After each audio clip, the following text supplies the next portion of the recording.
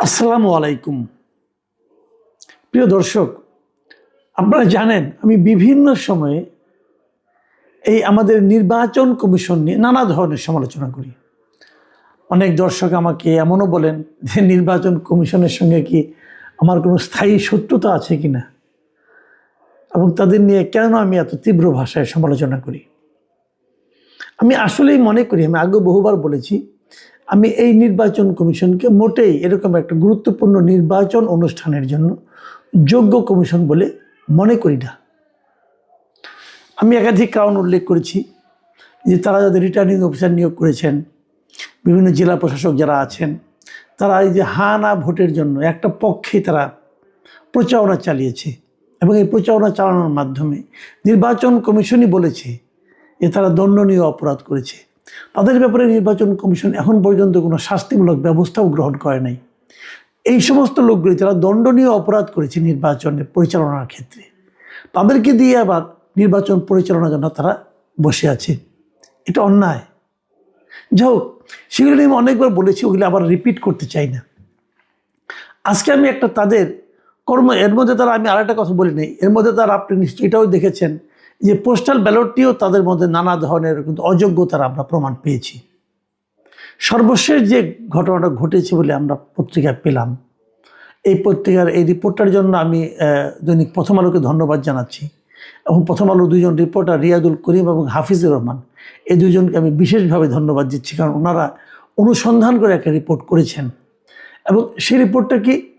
সেই রিপোর্টটা হলো এই আসন্ন নির্বাচনে যে পর্যবেক্ষক নিয়োগ করা হবে, এই পর্যবেক্ষক নিয়োগের ক্ষেত্রে এই নির্বাচন কমিশন কী পরিমাণ অযোগ্যতার প্রমাণ দিয়েছে তার একটা বিষয়।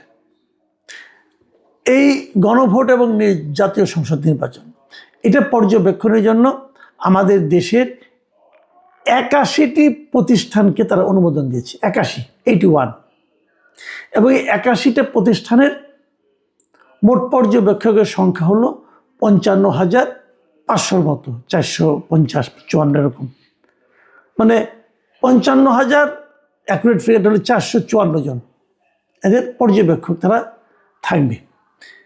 আচ্ছা, এই পর্যবেক্ষকের কাজটা কি, এটাকে বোঝার চেষ্টা করি আমরা।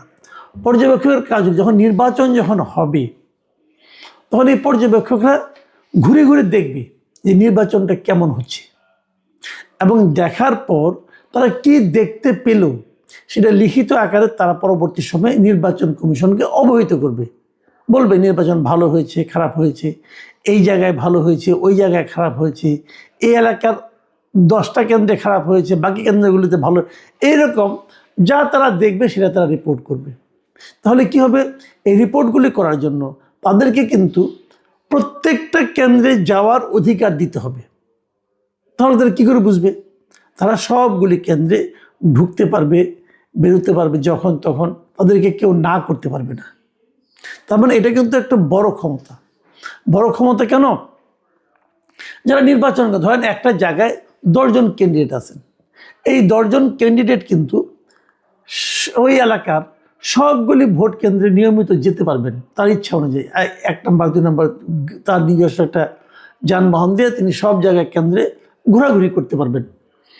এবং এই যে সব জায়গায় ঘোরাঘুরি করতে পারা, এটা কিন্তু একটা খুব প্রয়োজনীয় কাজ।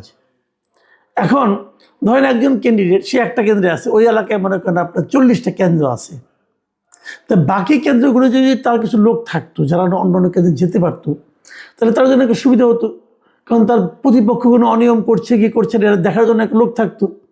আপনি হয়তো বলবেন সব কেন্দ্রেই তো তার এজেন্ট আছে, থাকলেও কোনো কোনো জায়গায় হয়তো এজেন্টটা বেশি কিছু বলতে পারে না, দুর্বল এজেন্ট হয়ে যায়, কিন্তু সবগুলোতে যেতে পারার কিন্তু একটা আলাদা সুবিধা আছে।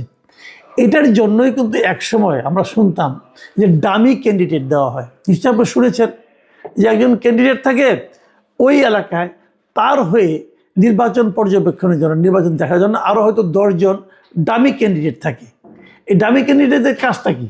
তারা কিন্তু নিজেদের ভোটার তদারক করে না, তারা যার ডামি ক্যান্ডিডেট তার ভোটার কেমন আছে, তার ভোটে কোনো সমস্যা হচ্ছে কিনা, বেসিক্যালি তারা এইগুলিই দেখত। এই ডামি ক্যান্ডিডেট থামানোর জন্যই কিন্তু নির্বাচন কমিশন একসময় বলেছিল যে এত আপনার এই স্বতন্ত্র ক্যান্ডিডেট দেওয়া যাবে না। তখন তারা কিন্তু স্বতন্ত্র নামে নেমে যায় এবং একজন দুইজন প্রার্থীর দামি হিসাবে সব জায়গায় ঘোরাফেরা করার একটা অধিকারও পায়। এখন যে এটা তো বন্ধ হয়ে গেছে, এখন তো বেশি দামি ক্যান্ডিডেট দেওয়া যায় না। কিন্তু যদি একটা এলাকায় তার 20 জন পর্যবেক্ষক থাকে এবং এই 20 জন পর্যবেক্ষক যদি কোনো একজন প্রার্থী কিনে নিতে পারে, বলে তুমি পর্যবেক্ষণই করবা কিন্তু আমার হয়ে সব জায়গায় দেখবে, দেখভাল করবা, আমার পক্ষে কাজ করবা, তুমি যেহেতু সব কেন্দ্রে ঢুকতে পারছো, তা আমার প্রতিনিধি হিসেবে তুমি সব কেন্দ্রে ঢুকো, এটা আমার জন্য একটা সুবিধা। দেখেন হিসাবটা কিন্তু খুব সহজ। কাজে পর্যবেক্ষক হতে পারাটা একটা মানে মোটামুটি একটা লোভনীয় কাজ। তো এই এতক্ষণে কাহিনীগুলি বললাম।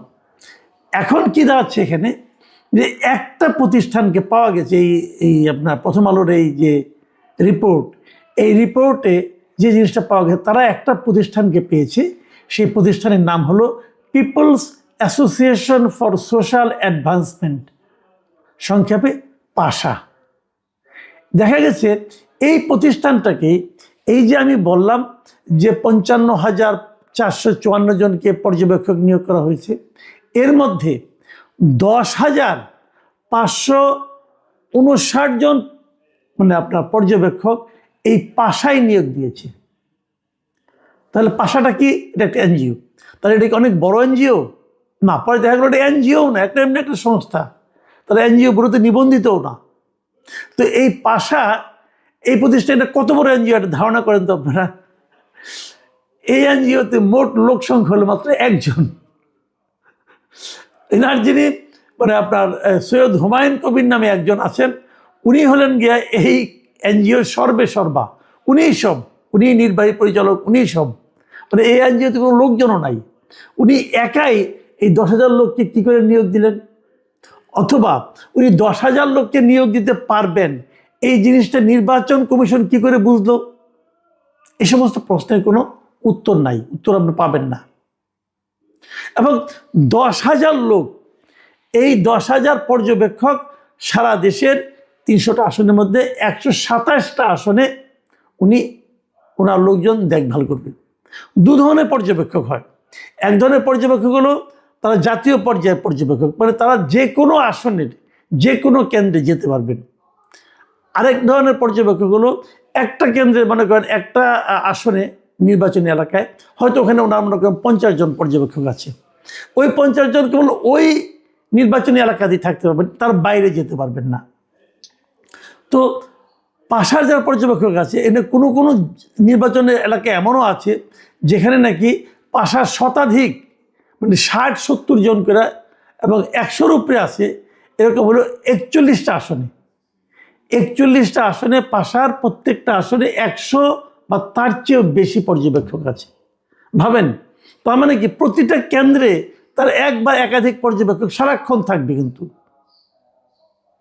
এরা কার কাজ করবে? এবং এরা যে কাজ করবে, এদেরকে পাশা নিয়োগ দিয়েছে, কিন্তু আসলে এরা টাকাটা পাবে কার কাছ থেকে? পাশা কি কারো কাছ থেকে টাকা নিচ্ছে? পাশা কি বিশেষ কোনো প্রার্থীকে সুবিধা পাওয়া দেওয়ার জন্য বলছে যে আপনি আমাকে এই 10 লাখ টাকা দেন, আপনাকে আমি 100 পর্যবেক্ষক দেব যারা আপনার হয়ে কাজ করবে? ভাবুন একবার, লেনদেনটা কোন পর্যায়ে গেছে। এবং তাদের কোনো প্রশিক্ষণ নেই।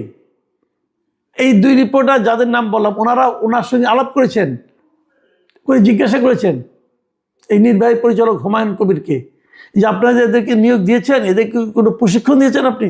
কিনা কোনো প্রশিক্ষণ নাই।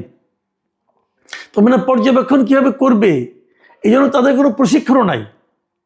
উনি বলেছেন এদের যারা দলনেতা থাকবে তাদের প্রশিক্ষণ দেওয়া হবে। দলনেতা আবার কি? মানে পুরা জিনিসটাই একটা ভয়ঙ্কর অনিয়ম, ভয়ঙ্কর দুর্নীতি। আপনারা যদি আরো একটু খুঁজেন, আমার মনে হয় আপনারা পেয়ে যাবেন যে বিশেষ কোনো একটা দলকে বিশেষ সুবিধা দেওয়ার জন্যই কি এদের নিয়োগ দেওয়া হয়েছে। এত মেটিকুলাস ডিজাইন পর্যবেক্ষকদের মধ্যেও ভাবা যায়?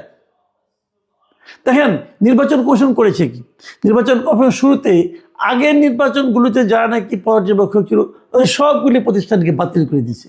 এখন বাতিল করে দিয়ে নতুন যখন তারা পর্যবেক্ষক নিয়োগ করতে চেয়েছে, যে কোথায় পাবে এত পর্যবেক্ষক? নির্বাচন আসে 5 বছর 6 বছর পর পর একটা করে। এত পর্যবেক্ষক কি এখানে আছে? নাই। তখন তারা এরকম জোড়াতালি দেয়া এখান থেকে ওইখান থেকে নিয়ে তারা এই কাজগুলি করেছে। এবং পাশার যে ঘটনাটা, আমার মনে হয় না পৃথিবীতে এই ধরনের ঘটনা এর আগে কখনো ঘটেছে। এটা এই নির্বাচন কমিশন ঘটিয়ে আমাদেরকে দেখালো যে তারা কি পারে। এই স্ক্যান্ডালের শেষ কোথায় আমি জানি না, ভালোভাবে খুঁজলে হয়তো দেখা যাবে যে আরও এরকম অনেক আছে। এরকম পেয়ে যাবেন আপনারা। এই যে 81টা সংস্থা, ভালো মতো খুঁজলে কি পাওয়া যাবে আল্লাহ জানে। সংস্থা আরও বেশি ছিল, ওটাকে বাদ দিছে কিছু, 2 দফায় তারা নিয়োগ দিচ্ছে আর কি। পাশাপাশি প্রথম দফায় ছিল না, পরের দফায় তাদের নামটা আসছে। তো এভাবেই নির্বাচন হচ্ছে, এবং এই নির্বাচনটাকে আমাদের প্রধান উপদেষ্টা এরই মধ্যে বলেছেন এটা হবে ইতিহাসের শ্রেষ্ঠ নির্বাচন। আল্লাহ রহম করুক। প্রিয় দর্শক, এখানে পর্যন্তই। আল্লাহ হাফেজ।